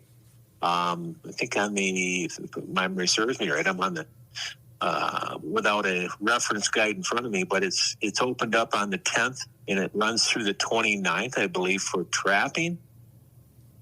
And that's not just entirely in the Lower Peninsula, but that I think it's a Section C. So we'd have to look at the DNR guidebook to know exactly where that, if a person wants to take up a trap line with bobcat included, they need to reference that. But soon to follow is going to be a 2-month quest, and for the hunting side of bobcat. So I'm really looking forward to that as well. So are you trapping cats in addition to hunting them? Yeah, right now I took a little bit of a hiatus. I know I shared a little bit of kind of a glorious situation with my wife and I are brand new times 3 grandparents, and so we're helping out the kiddos in that situation. So congratulations. Yeah, thanks. But so we're up in the UP doing that, and that's where they live, and of course that's a great place to visit, and what a great place to also set a trap line for bobcats. Although I'm not doing that now, but I'm looking forward to coming back to where we live in that northern Michigan area and setting some traps, and it's a great time to kind of get in touch with nature as a trapper, and then kind of morph it into the hunting scene. So it gives you a lot of great intel on the trapping side for the hunting side. I hear from a lot of trappers that coyotes are really, really hard to trap. What about bobcats? Are they a challenge? Are they kind of a tougher quarry as well? Yeah, they are. You know, there's some distinct differences. And it's funny, this buddy of mine said, well, why is it so hard to trap a cat? I said, I didn't say it was hard or difficult or whatever, but as growing up, did you ever have a cat as a pet? Yeah, my sister did. I said, what'd you think of that cat? Well, 1 minute it loves you and the next minute can't stand you. And I said, with a coyote, it's a canine. You know, not to say coyote's a man's best friend, but that's kind of what a canine is. That, you know, they're pretty kind of predictable in a lot of ways. But predictability for a coyote would be very difficult to hunt and to trap. So For a bobcat? Coyote, bobcat, either one, really. That's the predictability side is, you know, you have your hands full. You know, setting out, we do the baits and we do a little bit of calling. We don't do the hounds, but that's another effective way. So, Well, but boy, in the state of Michigan, how many opportunities do we have? Man, count the ways, huh? I remember talking with you about bobcat hunting before, and you used that same analogy. You said, think of a cat and how a cat does what a cat wants to do when a cat wants to do it. And that's what hunting bobcats is. They just kind of their own little space world like cats are. Oh, yeah, absolutely. You know, last year I had a trail camera. Of course, it was after dark. And here was 2, maybe 3 badgers. I know there's 2 for sure. And it was kind of a warmer stretch. And we were at a bait set for the bobcats. And here's 2 raccoons and 1 possum and a bobcat all inside of like a area that was maybe 5 yards around. So they're all getting along when they need to, and you know, for that 1 hot minute, you know, like a real life Disney movie. Yeah. I thought, you know, none of them want to pick on the other one. They're all there to eat. And then when they're done eating, they think, well, we're going to go back to our normal ways. Maybe, I don't know. So, do you, through Wild Game Dynasty, do you actually take hunters out for bobcat hunts, right? Yes, we do. We dabbled in it a little bit last year, found out how much fun it is, had some great times, filled a couple of tags. A couple of guys didn't fill tags. And I really credit, too, is having an opportunity to work with other people. This guy named Matt Listenfeld, he's been a great asset for me. You know, he's an expert guide as well. So I really rely on people like that. But that's the thing about us hunting and fishing folks. We're pretty darn good about sharing with each other in that realm, and I really enjoy anything that I do. If you know, the same thing. It's fun getting together and talking out things that have been, you know, the plus, and you know, talking out things that maybe need improving. So that's interesting, because when I think of you as a hunting guide, I also think of you, Gary Morgan, as a teacher, because part of your role is to help educate and inform your hunters about this activity that you happen to be involved in at the time. Yes. Yeah. You know, it's kind of like comes to mind is kind of like the turkey calling. We get some return clients, but we also we lose clients, and on purpose, because they hunt with us and they find out some things that work well, and they find out they can do it too. But that puts a smile on my face. If I had the opportunity and didn't screw it up and really come across to that hunter in a way that makes them want to continue that quest, but maybe on their own with a little bit of skill set, they're able to hone those skills on a continual basis in the future, maybe even pass that on to their own kids, their own grandkids. I would think when you get turkey hunters and maybe bear hunters, those people might be kind of new to this whole hunting realm. Yeah. But I think bobcat. I mean, when I think bobcat, I think somebody who's a hardcore hunter, because that's not something that's you would usually think of as a game animal. Is that the case? Are your bobcat hunters more of seasoned hunters? Yeah, they are. They're looking to extend themselves out in the wild a bit. It's that time of year. Yeah, it's cold. But they know they have the equipment to dress for it. Of course, we have the blinds or the heaters and different things like that. So they just want to be out in the woods. They want to be outside enjoying nature, and it's another opportunity for them. And Bobcat's a new thing for them and for so many people. It's awesome. It's a lot of fun. Gary, let's talk more about bobcat hunting after the break. We got to take a break. We're talking to Gary Morgan of Wild Game Dynasty, wildgamedynasty.com. That's wildgamedynasty.com. I have bear hunted with Gary. I have collaborated with Gary on turkey hunts. Well, I've also deer hunted with Gary as well in the UP as well. So he's a great guy, very knowledgeable. He has lots of property, lots of access. wildgamedynasty.com, wildgamedynasty.com. We'll take a break. More coming up right here on Outdoor Magazine.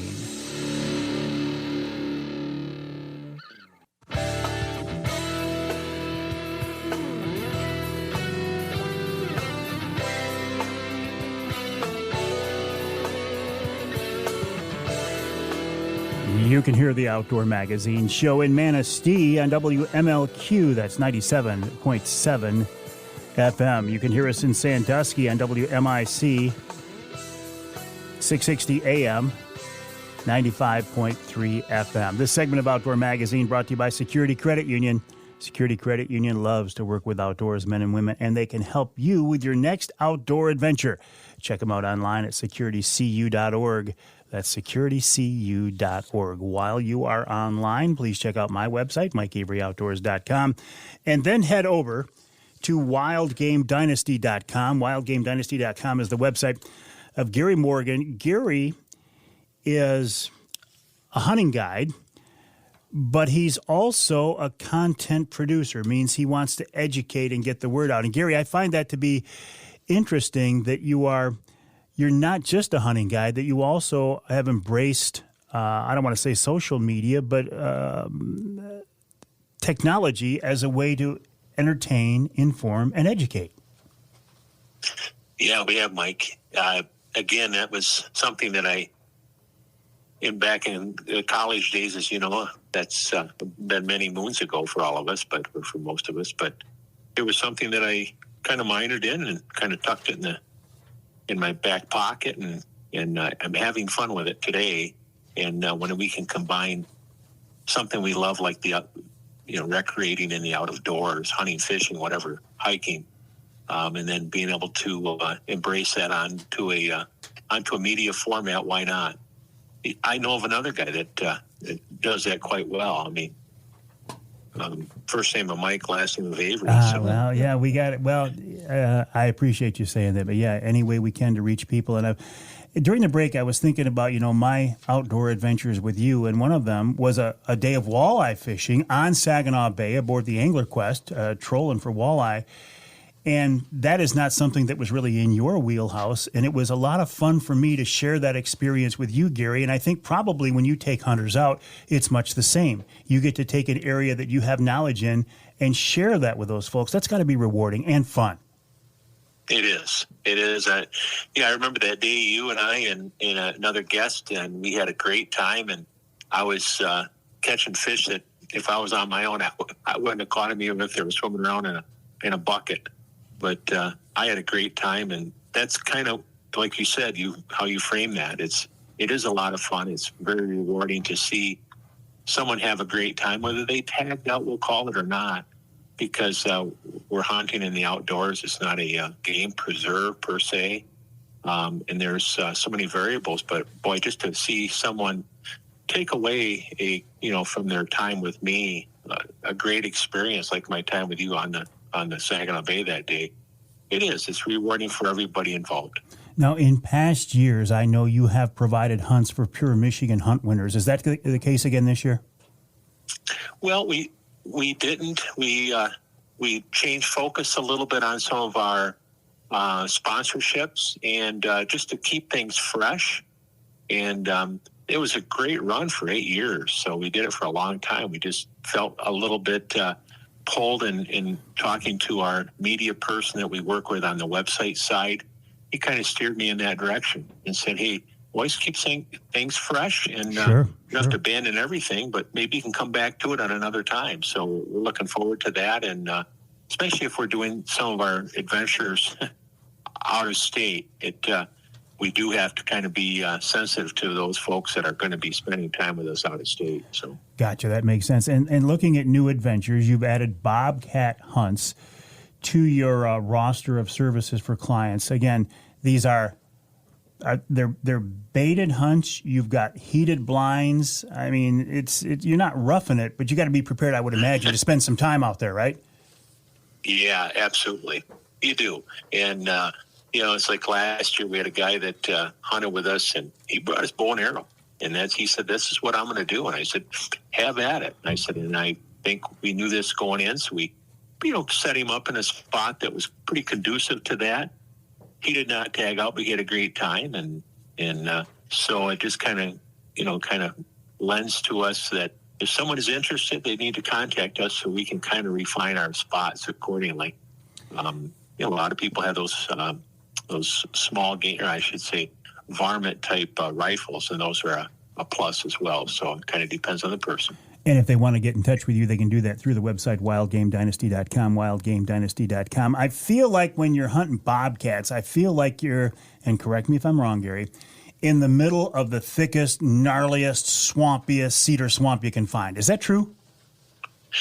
In a way, it is. A lot of it. I mentioned to give credit to some people that have kind of helped me on this thing. And the big thing for me was to say, hey, go back to your other predator baits, i.e., the bear baits, and see what's there as soon as the snow starts hitting. And sure enough, I mean, if I had 2 handfuls of those baits in the Lower Peninsula, almost all of them had bobcat tracks, fresh tracks around them, because the scent's still there. So we kind of focused in that area too. So it was kind of a natural progression from one predator to the next. On your hunts, is a hunter, I know, listen, you're not going to guarantee anything. You're not going to guarantee a harvest. You're not even going to guarantee that they're going to see something. But are they likely to see a cat? Well, I would say over 50% will.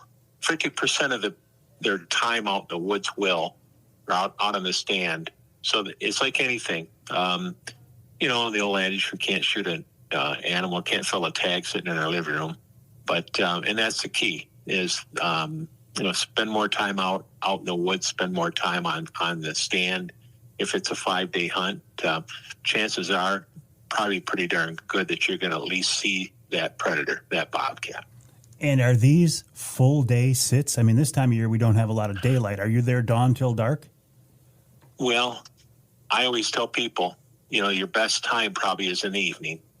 However, we talked about the cat's disposition. They're going to do what they want to do when they want to do it. And boy, I tell you what, when you think you got them figured out, you look on your trail cam and say, what's he doing or what's she doing in there at 10 in the morning? So it really depends on the person. The longer you can stay sitting quiet, if you're a fidgeter, try to refine your hunt to be the most effective time of the day or night that the guide might say to be sitting.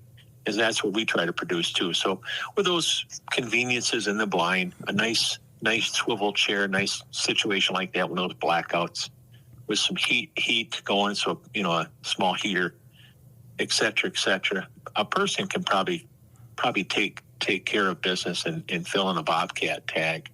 I shouldn't say easy, but the odds are, if they put in that full time out in the woods.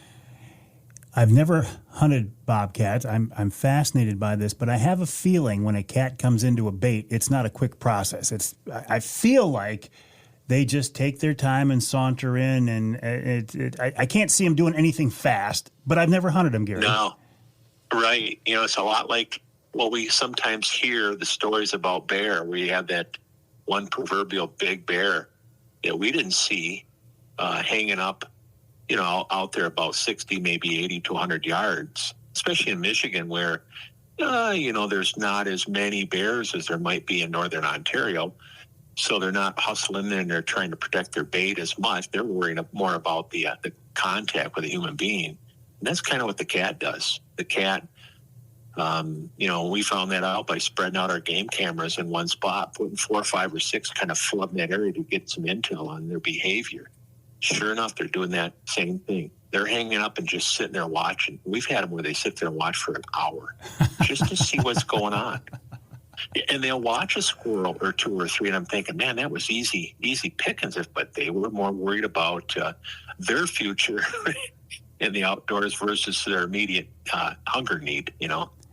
I feel like for a person like me that likes to bear hunt over bait, bobcat hunting might be a nice winter activity.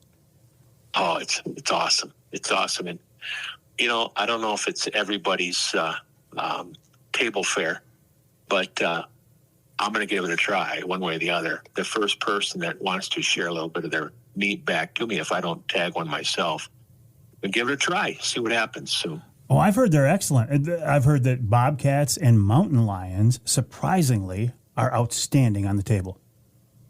Well, and for those people, i.e. you, Lounsbury, and those guys and gals that want to say that, you be the first to be invited, and I'm going to put that piece of meat right on your plate, and we'll watch each other either smile or frown or something.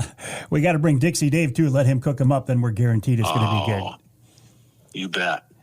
Now, on bobcat hunting, part of the monkey wrench in this whole thing is we would have already had to apply for a tag. Is that correct? Yeah. You know, I'm sure there's a very valid reason that the DNR manages their tag distribution this way. It's not for me to understand necessarily. It just makes no sense to me. But, hey, that's me. It was a date in November last year. Now it's a date towards the end of October. If you did not get that bobcat tag, which is no additional cost, you just have to purchase some fur bearers. I call them trapping licenses, but then you have to ask for them. If the clerk issuing that fur bearer's license, when you apply for it, doesn't ask or doesn't automatically print those off, and you just kind of walk away and you just forget about it until January 1st, you're not eligible to go hunting. And that's, you know, I fell prey to that myself, no pun intended. So, no, so did I, because we had talked before and I wanted to get a tag because I wanted to hunt with you. And then, boom, now it's too late. Yeah. You know, it is. And so I'm going to run the two camps. I'm going to run one in the lower peninsula, one in the upper. Now that my wife and I have relocated ourselves to that Montmorency County, it's, you know, for her it's retirement. For me, it's maximum enjoyment, you know, and up north even further than where we were at. I can be in the UP in less than 2 hours in the area that we hunt in. So it gives me an opportunity to really run a number of baits for the situation at hand. So. Hey, Gary, listen, can I offer you the coveted third segment? Can you stick around? We'll shoot the breeze about a few more topics. Sure thing. I appreciate it. All right, that sounds good. We're talking with Gary Morgan of Wild Game Dynasty, wildgamedynasty.com, wildgamedynasty.com. I have hunted with Gary before. I have hunted bears with Gary. And Gary's not very happy with me because Gary put me on a bear within about 35 minutes of my first sit, the first hunt, and I passed it up. We'll talk about that. I've also hunted deer with Gary in the UP. We have worked together on turkey hunts. Now he's running bobcat hunts. Oh, and I've hunted deer with Gary out west somewhere as well. WildGameDynasty.com is the website, WildGameDynasty.com. So we have a lot more to talk about with Gary Morgan of Wild Game Dynasty coming up right here on Outdoor Magazine.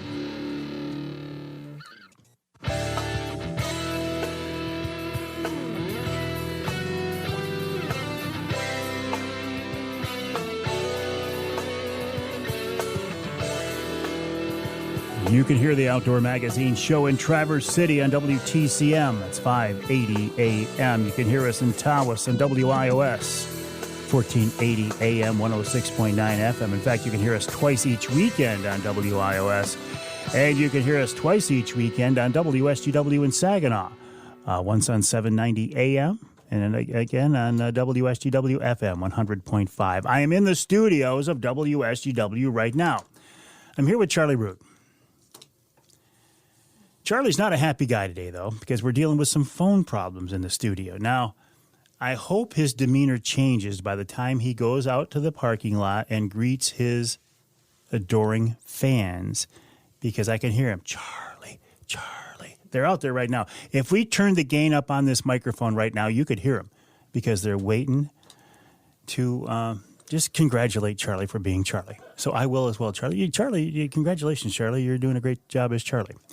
This segment of Outdoor Magazine brought to you by Reader Landscaping. Reader can take care of your lawn and property because it's your nature and our nurture. Let Reader create an outdoor getaway in your backyard. But more importantly, right now, what can they be doing for you? Dormant season trimming of your trees. There's still time when you drive down the street and you look at your neighbor's house and they've got all these fancy decorations up and you're thinking, I could use something on my porch, a holiday decoration on my porch. I bet your Reader can still do that. And if we get snow, you don't want to shovel that stuff. You don't want to plow that stuff. Let Reader take care of that as well. They can take care of your house, your residence, and your business. Check them out online at readerlandscaping.com. That's readerlandscaping.com. While you are online, my website, MikeAveryOutdoors.com, and head on over to wildgamedynasty.com. Wild Game Dynasty, the website of Gary Morgan and his hunting operation and his outdoor media information business, wildgamedynasty.com. Gary, where was that I hunted with you out west? Was that Nebraska? It was Missouri. Missouri, that's right, Missouri. And I remember I had a big, I don't remember what he was, but he was a good, big, beautiful buck come in. I just wasn't able to get a shot. But it's interesting how you've taken your operation and expanded it the way you have. Nice job. Well, I appreciate that. Again, I have good people that give me a hand, we'll say, but giving me a hand as far as being a client and coming out there like yourself and many others that have came out to Missouri or wherever it might be. And I really enjoy that because I see those people, out in my daily walk in life and I really appreciate having friends that are also my friends in the business too. So that's pretty cool. I feel blessed. You know what? We are both blessed to be in the places that we are. I couldn't agree with you more there. Is bear hunting your primary activity, though? Is that where you put most hunters through? I would think so. Whether it be the numbers wise, maybe so, maybe not. But as far as kind of our focus, yeah, I would think so. And I really want to continually always be cognizant of the need to be flexible on my focus here, because if I focused on the Eastern Upper Peninsula for my signature deer hunts, that may be a tough goal. We still have deer that we see, some real good ones, and we're tagging out some deer, but it's a tough goal. So, but as far as abandoning something like that for a temporary situation that, is going to come back, wherever it might be. We've had bear hunts that have been a little bit, not the greatest. We're fighting always the natural food that is out there sometimes. And hey, like this year in our Montmorency County camp, especially for muzzleloader, I mean, you could not walk out on the forest floor, without feeling like you're stepping on a gazillion marbles, those acorns. So, I just warn guys and gals that, hey, we're not going to bait. We can't. We're not going to. And you could throw out the best thing out in the world, and you're fighting against Mother Nature anyway. So, it was tough. But like a biologist said, hey, it's times like this that these critters are going to go into the winter well nourished, and they're going to come out in a positive light. So I'm hoping that all this thing plays itself out and how we're supposed to. So, well, on your UP bear hunts and your UP deer hunts, how many wolves did you see? Oh, Mike, I can't get this image out of my brain. And some people say, "Oh, Gary, I've been with you, so no, that's not a big estimate there." But I'm just saying that I was going out on the third hunt. We had 5 bear hunters. We were doing pretty darn good, better than we deserved, and we had a couple guys that I just thought, okay, I'm going to try some castor gland. We warned them about it, and so I was going to come out there after the event city, and I come around this curve on this Forest Service road, and it's back to about 5 miles, and come around that curve, and I just happened to look ahead, and I thought, what is that? Well, I wasn't thinking. I'm in my own little mindset, and there was 12 wolves. I had to hit the skids some people might say, why'd you do that? Well, I'm not going to be one of those guys that, does this or does that. I admired the them in front of me, but there were 12 of them. And to me, not one of them were an itty bitty one. They were all pretty good size. They looked like they all belonged to the same, pack. They were all, from the same offspring. There was one that was considerably larger. I'm going to estimate probably $1.25, maybe a little bit more, but they're all good size, 80 to 100 pounds. They were not a hurry to get out of my way whatsoever. Gary, I wish I would have asked you this question before because we are absolutely out of time, but maybe sometime we can get you back on the future to talk more about this. Gary Morgan of Wild Game Dynasty, wildgamedynasty.com, wildgamedynasty.com. We'll take a break here in the Outdoor Magazine show. When we come back, we'll wrap it all up with Wild Game Chef Extraordinaire Dixie Dave Miner.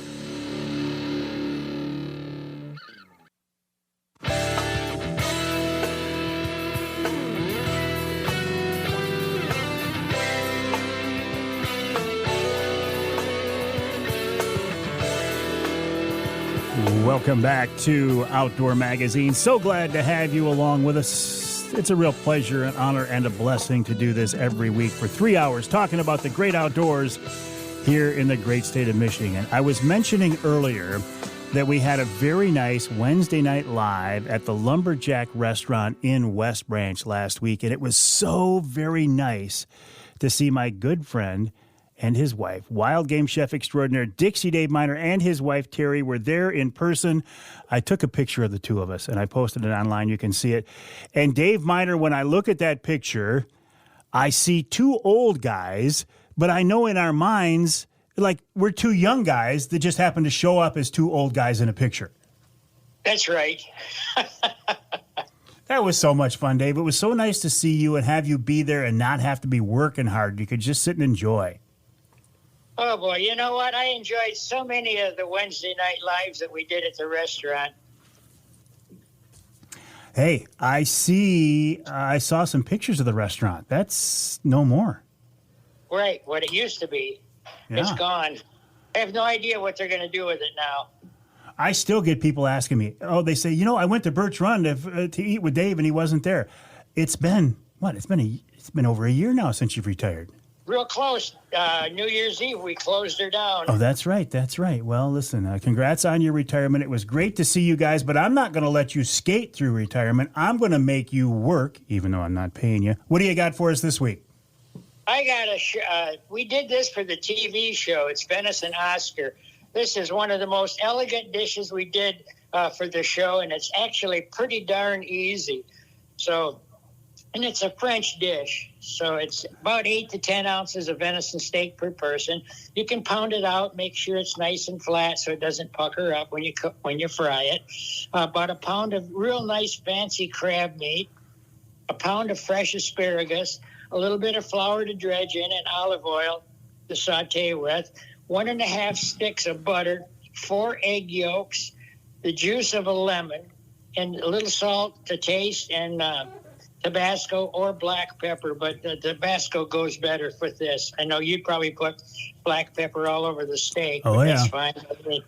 I know. So in a small amount of water, get a little bit, just enough to poach the asparagus, just till it's done and crunchy to the bite. You don't want it mush. Cool it and put it aside. Now, to make hollandaise sauce, people think it's real difficult, but it's really not.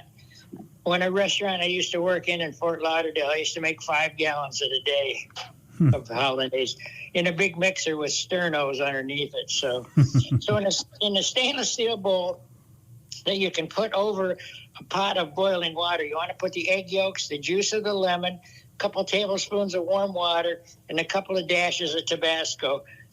And while you're doing that, you get the butter melted, and while it's still very warm, not boiling, but nice and warm, you're going to get ready to make our hollandaise. So put the pan, the stainless steel bowl, over the boiling water and whisk it. Just whisk, whisk, whisk, whisk. I can't stress enough how fast to whip it. And when it gets to a nice froth over the boiling water, it takes about 2 minutes. You don't want to cook it to scrambled eggs. You just want to heat it up real nice. remove from the heat, and then add the butter slowly, whisk it in, beat it, just keep beating it. Add the salt and Tabasco to taste, put that aside. Warm up the crab meat. You want the nice fancy crab meat with no shells in it. Dredge the venison steaks in flour, brown them off over a real nice hot pan, no more than rare to medium rare. Place the steaks on a nice warm plate, and then take the asparagus and the crab, put the asparagus down first, crab on top, spoon the hollandaise sauce over everything. And this would just go great with that wild rice blend or anything that your family would feel would go with it.